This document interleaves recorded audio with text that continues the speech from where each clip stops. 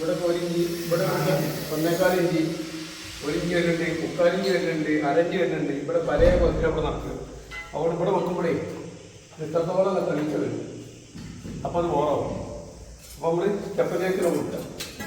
Okay, അപ്പോൾ അങ്ങനെ വെക്കാം.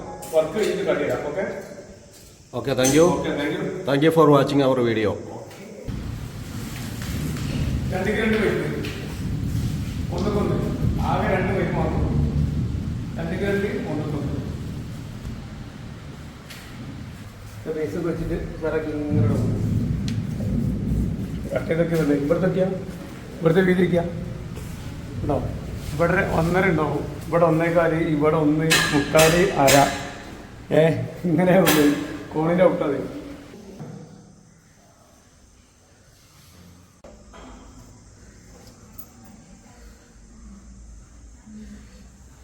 അപ്പോൾ വർക്ക് ഇഷ്ടപ്പെട്ട സപ്പോർട്ട് ചെയ്യാം.